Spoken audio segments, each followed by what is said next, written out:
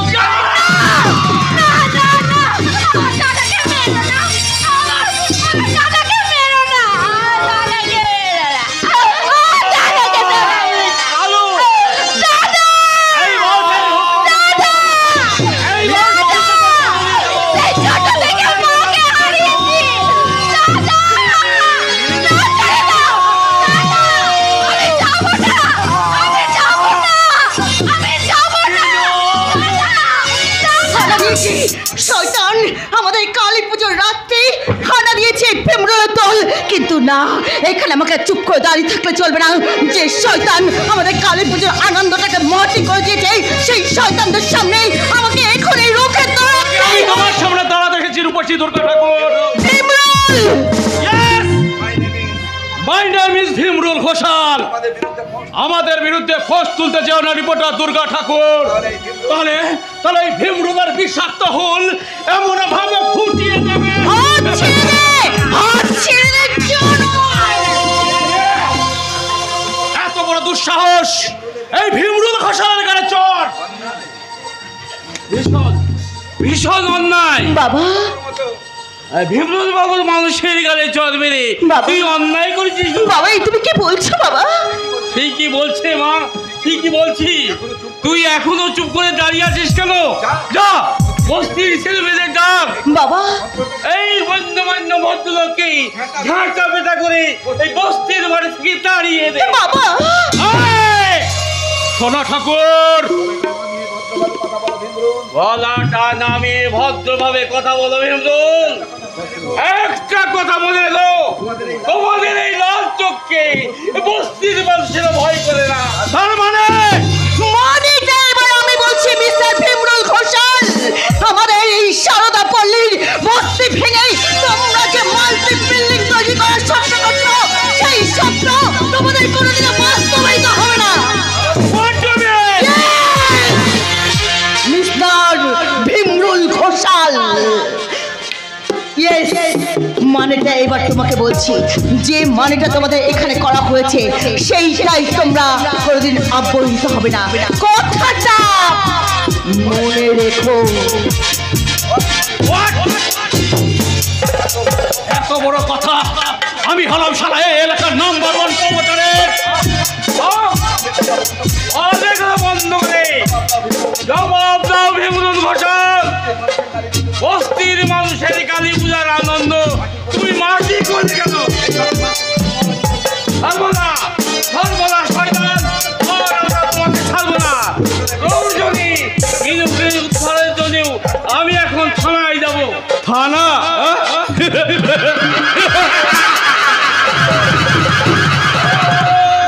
ঐশ্বরের বাচ্চা, সাবধান করতে বাচ্চা, এই ভীমরুল ঘোষালের কিছুই করতে পারবে না।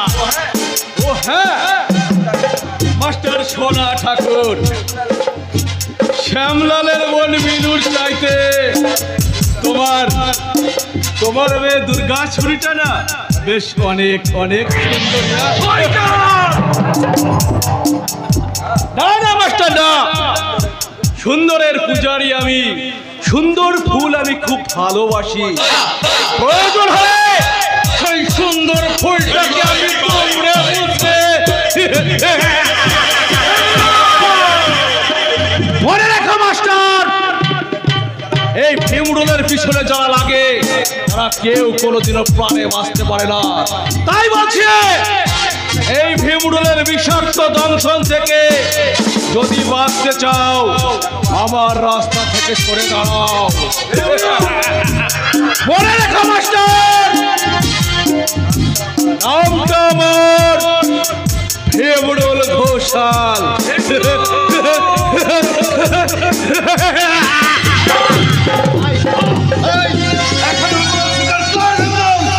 এখন অপরাধ স্বীকার কর।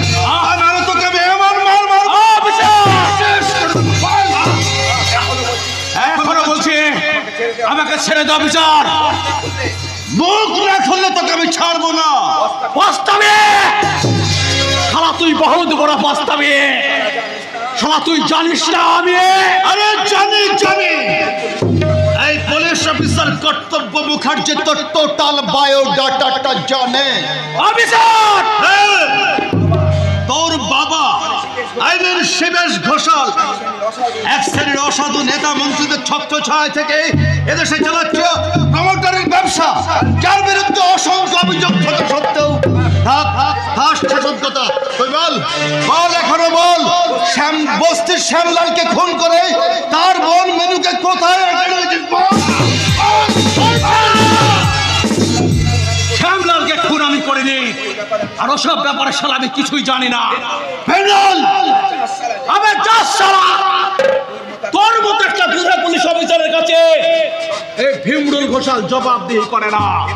ভীমরুল, ওই শালী রূপসী রিপোর্টারের কথাই তুই আমাকে রাস্তায় থেকে তুলে নিয়ে এসে তোর মরণ যজ্ঞের আয়োজন করছিস। এখনো বলছে ভালো চাস তো আমাকে ছেড়ে দে, আর যদি না ছাড়ে শালা শালা তোকে আমি খালাস করে দেবো। আমাকে আমাকে খুনের হুমকি, আমাকে খুনের হুমকি। এখনো বল ভীমরুল, আমাকে এখনো বল। সামনে খুন করে তাকে তোরা কোথায় রাখবি?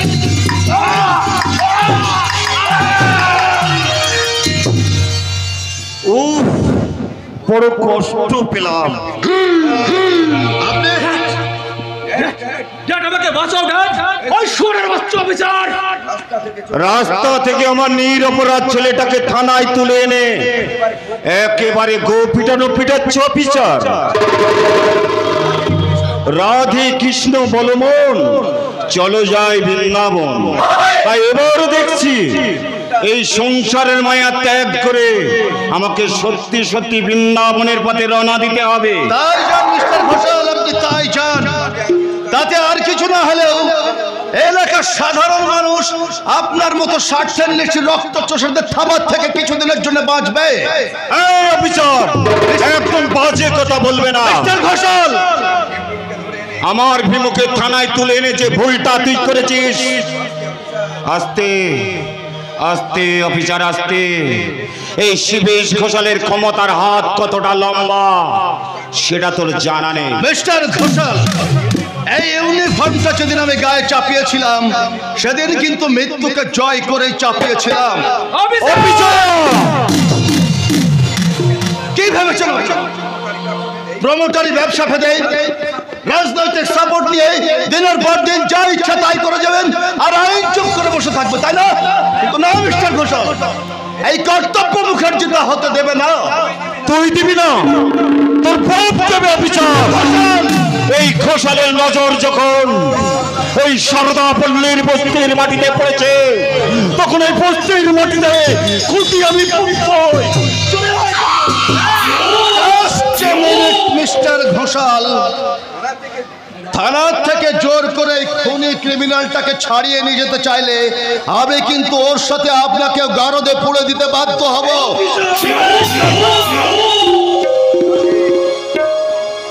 রাধে কৃষ্ণ বলমন, চলো যাই বৃন্দাবন। ড্যাড তোর ড্যাড যে কি খতরনাক মাল, এই সব ইন্সপেক্টরের বাচ্চার জানা না থাকলেও সালা আমার পোশাক কুত্তারা তো জানে। তোর কি সালা আমাকে সত্যি তেলবে কি ঘুমোচ্ছে? ভাবাচ্ছিলাম না, আসলে কাজের ঠেলায় একটু ক্লান্ত হয়ে পড়েছিলাম। একদম সালা নকরাবাজি করবেন অফিসার। তাড়াতাড়ি আমার ভীমুকে ছেড়ে দিতে বলো। আর নিশ্চয়ই বলবো, নিশ্চয়ই বলবো, 100 বার বলবো, 1000 বার বলবো। একবার যখন আমার কানে এসেছে আপনার এই সহজ সরল ছেলেটা আমার থানা সাবের ইন্সপেক্টর খামোখায় তুলে এনেছে। খামোখা নয় স্যার, খামোখা নয়। এই ভীমরুল ঘোষাল ও ভালো ছেলে, আচরণের মতো ভালো ছেলে, একে একটা মেলে আর তার ছাড়পড়ে আমি তোমায় দিচ্ছি। তা তো দেবেনি স্যার, তা তো দেবেনি। ডিপার্টমেন্টে নতুন জয়েন করে অল্প কদিনেই কিন্তু আমি বুঝে গেছি স্যার, আপনার গায়ে পোশাকটা থাকলেও আসলে কিন্তু আপনি মিস্টার ঘোষালের কেনা গোলাম। পারি না স্যার, পারি না আপনার মতো বিবেক মনুষ্যত্বকে বলে দিয়ে এই পোশাকটার মর্যাদার কথা ভুলে যেতে। আমি পারি না। তাই এই খুনি ক্রিমিনালটাকে যখন আমি একবার ধরে এনেছি, কিন্তু এই বোকা পাঠাটার মনে হয় জানা নেই আমার ছেলেকে ধরতে হলে আগে চাই অ্যারেস্ট ওয়ারেন্ট। তাই ওর কথা সেই অ্যারেস্ট ওয়ারেন্ট নেই বলে বড় দুঃখ পেলাম।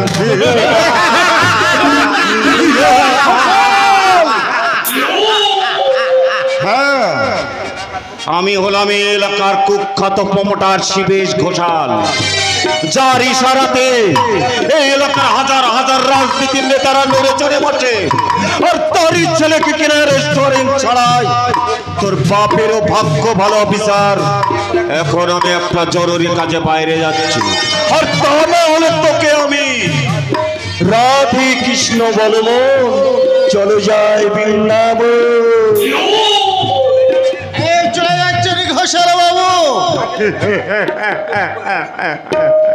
আরে না গেলে ব্যবসার ফয়দা নোটবো কি করে, আর ফয়দাটা না হলে তোদের মতো কুত্তার বাচ্চাদের পুষবো কি করে? সে আর বলতে ঘোষাল বাবু।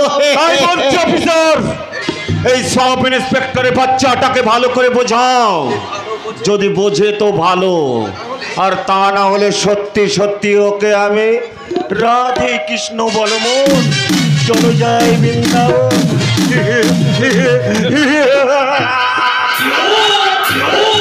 চলে আয় দেবো। চলি অফিসার,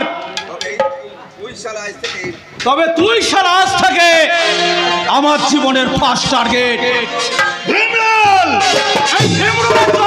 যদি কোনোদিনে বাধা হয়ে দাঁড়াস, তাহলে শ্যামলালের পাশের সিটের রিজার্ভেশন কামরাটা আমি তোর নামে কনফার্ম করে দেবো, কনফার্ম করে দেবো।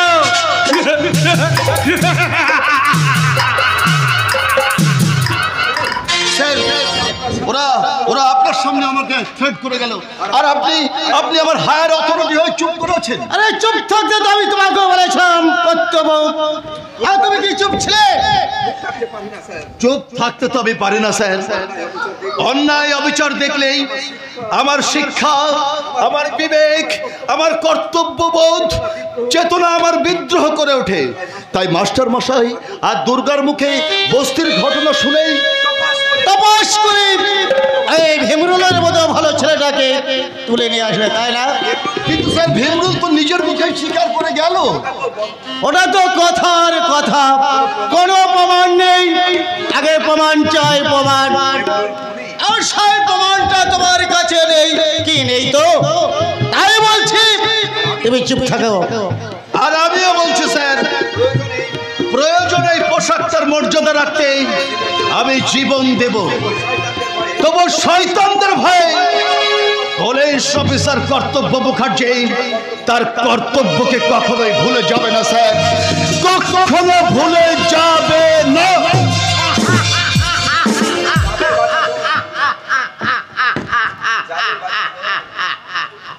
যাবি যাবি বাঁচা ধর, আলে ভাই যাবি। কত হাতি ঘোড়া গেল তার, আর ওই চামচিকে বলে কত জয়। আর আমার কথা না শুনলেন তোমার মতো চামচিকের বলে হরি হরিবুল কেউ ঠেকাতে পারবে না। হবে মুখার্জি, ঠেকাতে হবে যেভাবে হোক। ওই অসাধু প্রমোটারদের স্বার্থীগতকে ঠেকাতে হবে। কিন্তু তুমি কিন্তু বলে আমাদের পাশে কে দাঁড়াবে মুখার্জি? যেদিন ওই ছাত্রদেশী মানুষগুলো আমাদের বস্তিতে হানা দেবে বলেছি, সেই দিন থেকে আমরা তোমার কথা মতো বস্তির মাটিতে বিদ্রোহী জনমতি গঠন করেছি। আর আজ তুমি না বন্ধু না, আমি পিছিয়ে যাচ্ছি না। ভাবছি এটাই কি আমাদের স্বাধীন দেশেরই গণতন্ত্র? মুখার্জি, লক্ষ লক্ষ শহীদের রক্তের বিনিময়ে যে ভারতবাসী আজ স্বাধীনতা পেল, স্বাধীনতার 60 বছর পরেও ভারতবাসী আজ অসহায়। ক্ষমতা হস্তান্তর হয়ে ব্রিটিশ ভারত ছেড়ে চলে গেলেও প্রশাসনের কোনো রদ বদল হলো না। সে একই দুর্দশা, একই চিত্র। শাসনের নামে শোষণ, অন্যায় আর অত্যাচার আর বঞ্চনা। মুখার্জি, দেশের অন্ধে অন্ধে আজ ঘুম ধরে গেছে। এই দেশে যারা ক্ষমতার আসরে আছে, তাদের আশীর্বাদের ফুল মাথায় নিয়ে ওই ঘোষাল বাবা আমাদের সন্ত্রাস দুর্নীতি চালিয়ে যাচ্ছে। প্রশাসন নির্বিকার, জনগণ অসহায়, অথচ প্রতিবাদের কোনো উপায় নেই, কোনো উপায় নেই। আছে আছে বন্ধু, আছে, উপায় আছে। লড়াই করে আমাদের অধিকার সে আদায় করে নিতে হবে। সনাতন, না হলে আমাদের বস্তির মাটি হারাতে হবে। বাংলাদেশের মতো অনেক নিরীহ মানুষকে খুন হতে হবে, মৃদুর মতো অনেক মানুষকে অপহৃত হতে হবে। আচ্ছা, তোমাকে বলতে আমার কোনো সংকোচ নেই বন্ধু, কোনো সংকোচ নেই। ওই শয়তান বিমুনের নজর আমার দুর্গার উপরে পড়েছে। আমার বাহারা মেয়েটাকে যদি ওই শয়তানেরা না না সনাতন না, আমি তো হতে দেব না। ঠিক সততা, এই সততা মুখার্জি তোমার ছোটবেলার বন্ধু মাস্টার, আজ ভাগ্য তোমাকে ওই বস্তির মাটিতে নিয়ে গেল। ওই সারদা পল্লীর অসহায় মানুষের পাশে আমি ছিলাম এবং থাকবো। ঠিক এই কথাটাই শোনার জন্য আমি অপেক্ষা করেছিলাম। তুমি যখন ভরসা দিয়েছ তখন আমরা আর পিছিয়ে যাব না। এই বস্তির মাটি কিছুতেই রক্ত চোষা হাতে তুলে দেব না, তুলে দেব না। কোনো প্রলোভনে এই বস্তির মাটি আমি দখল ছাড়বো না। আর যদি আবার আমাকে না না, তাই বলে তুমি ওই বস্তির মানুষদের হয়ে শয়তানদের বিপক্ষে কোনো কথা বলতে যেও না গো, কোনো কথা বলতে যেও না। কি বলছো তুমি? ঠিকই বলেছি গো, ঠিকই বলেছি। তাই বলে অন্যায় অত্যাচার দেখে আমি প্রতিবাদ করব না। প্রতিবাদ কি হবে? প্রতিবাদ করে এই দেশের প্রতিবাদ ক্ষমতাশালী নেতা মন্ত্রী আর ধনকপুরদের রাজপ্রাসাদে গুমড়ে গুমড়ে কাঁদে। প্রতিবাদের কোনো প্রতিকার হয় না গো, প্রতিকার হয় না। আইন যা পড়েনি এইবার সাধারণ মানুষ তাই করবে শ্যামলী। আমার যে বড় ভয় করছে গো, বড় ভয় করছে। ভয় পেলে যদি সাহস আরো বেড়ে যাবে শ্যামলী। আসলে সত্যকে আঙিয়ে ধরে অন্যায়ের প্রতিবাদ করার ভয় কি? তারপরে সততা মুখার্জির এখন দুটো জোয়ান ছেলে রয়েছে। হ্যাঁ যাকে ওসব কথা বাদ দাও। শ্যামলী, আমি একটা কথা ভাবছিলাম। কি কথা? আদর্শ কলকাতায় চাকরি করছে, ছোট পুলিশ ডিপার্টমেন্টে জয়েন করেছে। তাই আমি ভেবেছি ভালো একটা পাত্রী দেখে খুব শীঘ্রই আমি আদর্শের বিয়ে। প্রয়োজন নেই বাবা। কে? আদর্শ? হ্যাঁ মা, আমি বিয়ে করেছি। না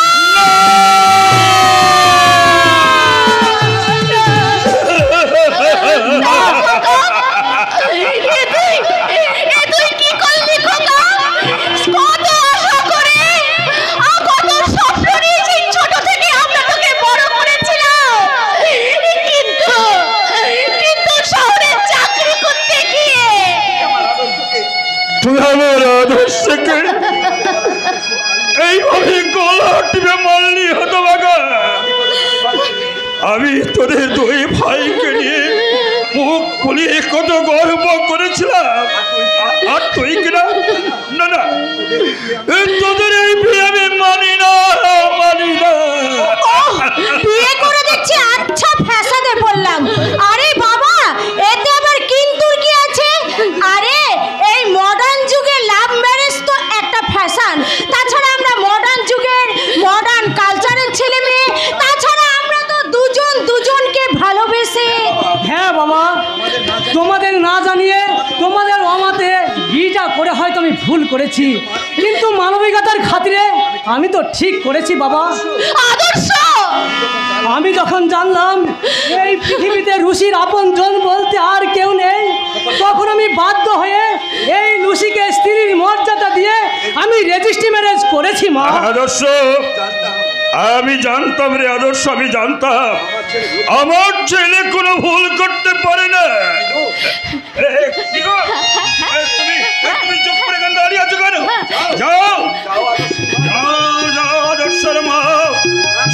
বাজাও দাও মুখার্জি বাড়ির বড় মুখে তুমি বরণী করে ঘরে তুলে নাও। হ্যাঁ, যাচ্ছি গো, আমি এক্ষুনি যাচ্ছি, যাচ্ছি গো, যাচ্ছি, আমি এক্ষুনি যাচ্ছি। দাঁড়াও মা, তোমরা আমাকে আশীর্বাদ করো মা, আশীর্বাদ করো বাবা। ঈশ্বর তোমায় মঙ্গল করো বাবা। যাও যাও বাবা, আমাকে প্রণাম করো। আরে সরি ডার্লিং, ওই নোংরা পায়ে হাত দিয়ে মাথা নিচু করে আরে প্রণাম করার অভ্যেস অন্তত আমার নেই। লুসি, আরে আমি তো ভেবে আশ্চর্য হয়ে যাচ্ছি, তুমি সেই সেকেলে ওল্ড কালচারকে আজও তুমি মানো? আরে ডার্লিং, আজকাল শ্বশুর আর শাশুড়ি হলো মাই ডিয়ার ফ্রেন্ড, ওদের সঙ্গে হ্যান্ডশেক করে কনগ্রাচুলেশন জানালেই এই শ্বশুর শাশুড়ির আশীর্বাদ পাওয়া যায়, তাই না বৌমা? আপনি আমাকে অপমান করছেন। অপমান অপমান তবে তোমাকে করিনি বৌমা। তোমার এই শিক্ষা শালীনতার অভাবে খোঁজাতে আমি গুরুজনের মতন তোমাকে উপদেশ দিয়েছি। মানে মানে এই সরদা মুখার্জির আত্ম সম্পদের প্রাচুর্য না থাকলেও আজ এই আত্মসম্মান, আর সেই আত্মসম্মানে কেউ আঘাত করলে আমি কিন্তু চুপ করে থাকবো না বাবা, আমি কিন্তু চুপ করে থাকবো না। লুসি, তার মানে লুসি তোমাদের পায়ে হাত দিয়ে প্রণাম না করাতেই? না রে, না রে খোকা, না।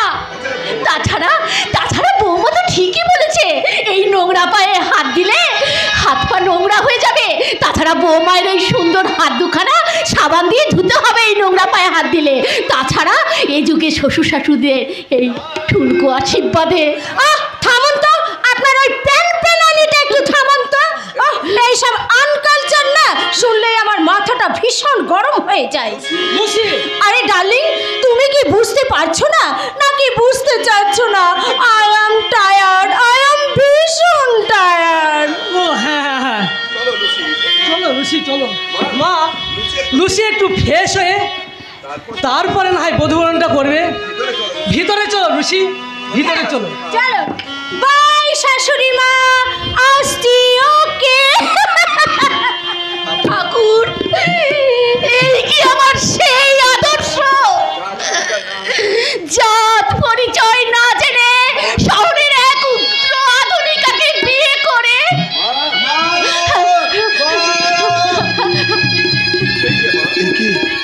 একে মা, তোমার চোখে জল? ঝড়, ঝড়ের পূর্বাভাস রে খোকা, ঝড়ের পূর্বাভাস। আর সেই ঝড়ের পূর্বাভাস পেয়ে এই অভাগিনীর আশঙ্কায় প্রাণ কেঁদে উঠেছে খোকা, কেঁদে উঠেছে। হ্যাঁ, ঝড়। অচিরেই হয়তো এই সংসার মন্দিরে অশান্তির ঝড় আছড়ে পড়বে খোকা। আর সেই অজানা আশঙ্কাতে আমার চোখের জল বাঁধা মানছে না রে খোকা, বাধা মানছে না, বাধা মানছে না, বাধা মানছে না। যাবার সময় মা খুশি, তবে কি আমার নতুন বৌদি? প্রমোটার ঘোষালেই দুঃসম্পর্কের আত্মীয়া। ঘোষালদের আত্মীয়া, একথা তুমি কি করে জানলে? জানতে হয় মশাই, জানতে হয়। সাংবাদিক রিপোর্টারদের সব কথা জানতে হয়। আর আমি খুব বিশ্বস্ত সূত্রে জানতে পেরেছি তোমার নতুন বৌদি ওদের পরিবারের সঙ্গে জড়ি পারিবারিক সম্পর্ক আছে। চক্রান্ত দুর্গা, এটা একটা চক্রান্ত। না, ওই মিস্টার ঘোষাল এক ধুরন্ধর খেলাড়ি, তাই সে হয়তো চক্রান্ত করেই। না কর্তব্য না, এটা কোনো চক্রান্ত নয়। আসলে লুসি, ওই বাপ মহারা লুসি নিজেই জানে না। যেদিন ও জানতে পারবে সেদিন তোমাদের সংসারে। না দুর্গা, না, আমি যে তা কিছুতেই হতে দেব না। কর্তব্য, দাদা বিয়ে করে নতুন বউ নিয়ে বাড়ি এসেছে শুনেই কর্তব্য, আমি এক বুক আনন্দ নিয়ে ছুটতে বাড়ি ফিরে এসেছিলাম দুর্গা।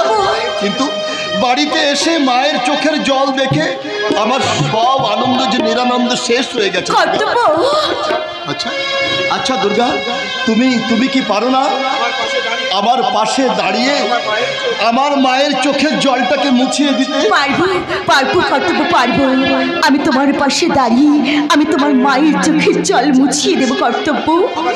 আমার সেবা যত্ন দিয়ে এই মুখার্জি বাড়ির সুন্দর পরিবারকে একটা মন্দির গড়ে তুলবো। কিন্তু বাবা মা যদি... আমার বাবা মাকে চিনতে তোমার ভুল হয়েছে। ভুল? হ্যাঁ ভুল। তুমি জানো না সোনা, আমার বাবা মা তো অনেক আগে থেকেই তোমাকে এবাড়ির ছোট বউ হিসেবে মেনে নিয়েছে গো। তাই বুঝি? আর সেদিন তোমার এই ভালোবাসা ভরা বুকে মাথা রেখে আমি বলবো, হাসিয়া গানে গানে, হাসিয়ায় গানে গানে, হাসিয়ায় গানে গানে, ভুলে গিয়ে দুঃখ যত, বেদনায় ভাসিব আনন্দ তুফানে, ভুলে গিয়ে দুঃখ যত, বেদনায় ভাসিব আনন্দ তুফানে, হাসিয়া গানে গানে, হাসিয়া গানে গানে।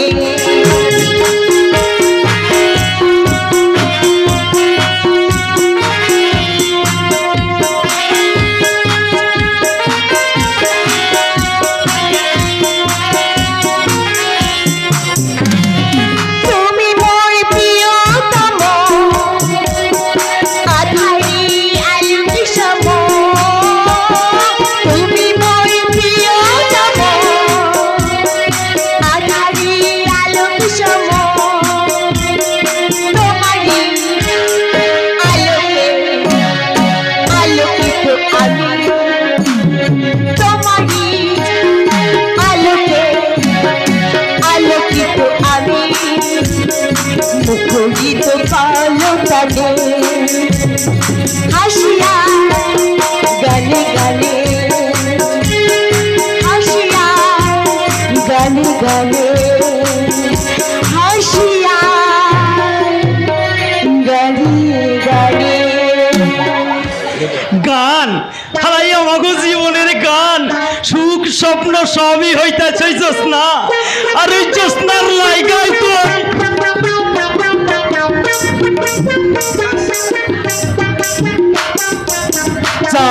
শালা আবার হালাই হচট খাইয়া পয়রা গেলাম। কিন্তু কেউ দেখে নাই তো? না না না, কেউ দেখে নাই। কিন্তু আমার জ্যোৎস্নারে দেখছি না কেন? জ্যোৎস্নারে না দেখাইয়া আমার কইটা ইচ্ছা করতেছে, বস্তির মাইয়া জ্যোৎস্নায় আমায় কথা দিয়াছে, আসবো কইয়া জ্যোৎস্নায় আমায় ফাঁকি দিয়াছে, বস্তির মাইয়া জ্যোৎস্নায় আমায় কথা দিয়াছে, আসবো কইয়া জ্যোৎস্নায় আমায় ফাঁকি দিয়াছে।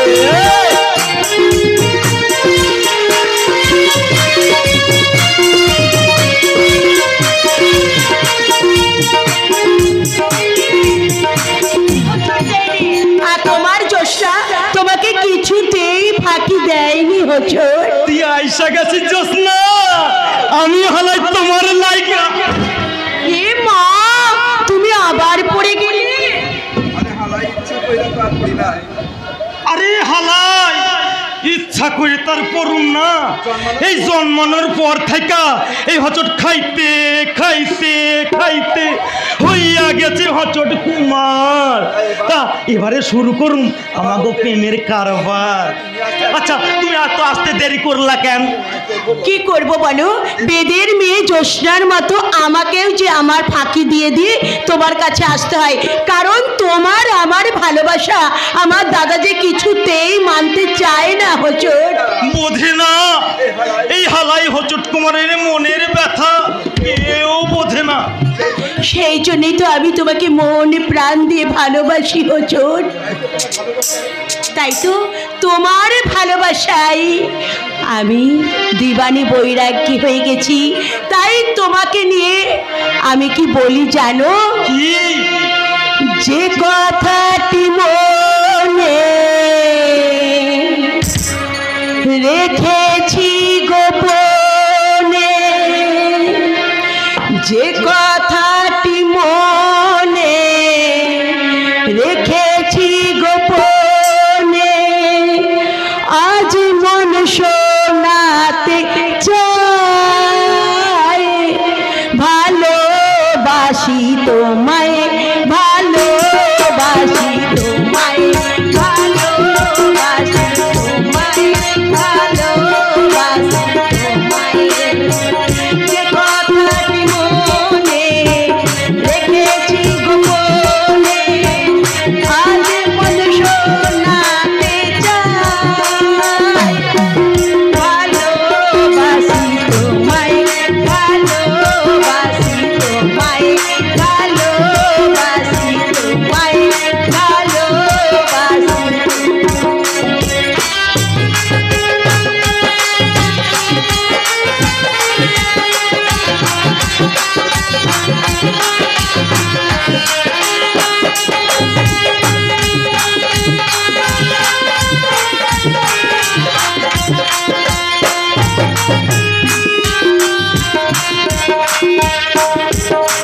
কবে কোথায় তোমায় দেখে বলবো যে মনের কথা, সেই আশাতে দিন গুনেছি, শুয়েছি নীরবতা। কবে কোথায় তোমায় দেখে বলবো যে মনের কথা, সেই আশাতে দিন গুনেছি, শুয়েছি নীরবতা। কাছে এসে এমন আমার তোমাকে শোনাতে চাই, কাছে এসে এমন আমার তোমাকে শোনাতে চাই। ভালোবাসি তোমায়, ভালোবাসি তোমায়, ভালোবাসি তোমায়, ভালোবাসি তোমায়। তলাইয়া গেলাম জোৎস্না, তোমার প্রেম সাগরে হালাই তলাইয়া গেলাম। আমার ইচ্ছা হইতাছে তোমার এমনি ভাবে বুকে জড়াইয়া ধইরা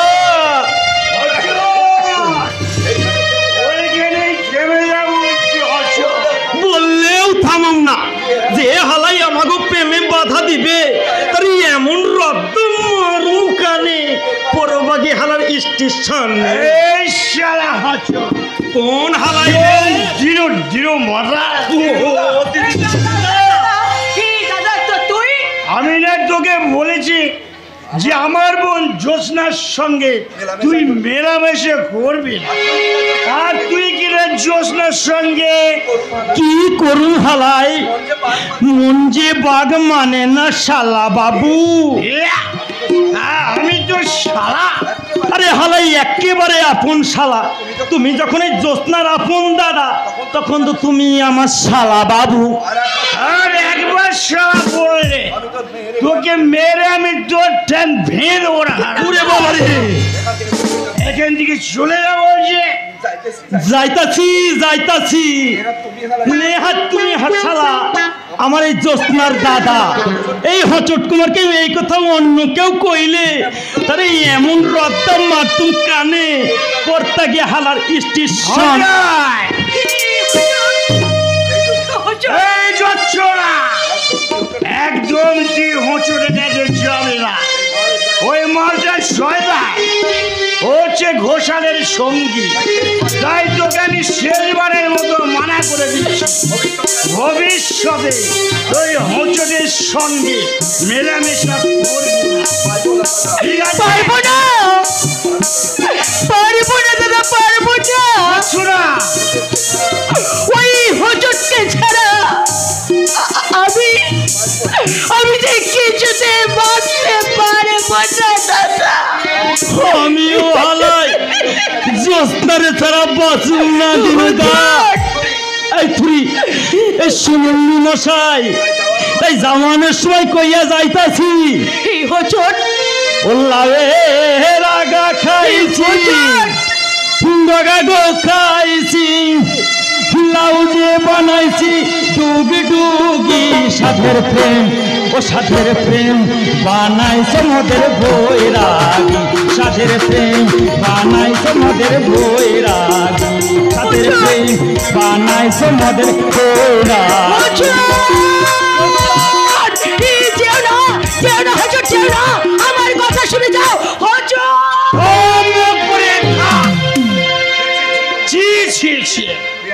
বিহার মতো আমার সামনে রাখতে তোর একটু লজ্জা হলো না লজ্জা হলো না দাদা তুই আমাকে যতই শাসন করিস না কেন দাদা ওই হোটেলের কাছ থেকে তুই কখনো কোনোদিন আমাকে সরিয়ে দিতে পারবি না একটা কথা তুই মনে রাখিস দাদা ওই যশোদাকে ওই হোটেলকে ছাড়া এই যশোদা কোনোদিন কারোর গলায় তার বড় মাল্লা তুলে দেবে না দাদা তুই আমাকে ছোট বেলায় আমার মা বাবা মারা যাওয়ার পর থেকে একটু একটু করে তুই আমাকে মানুষ করে তুলেছিস বড় করে তুলেছিস কিন্তু একটিবারও তুই ভাবিস নি দাদা আজ আমি বড় হয়ে গেছি আজ আমি সমর্থ হয়েছি রে দাদা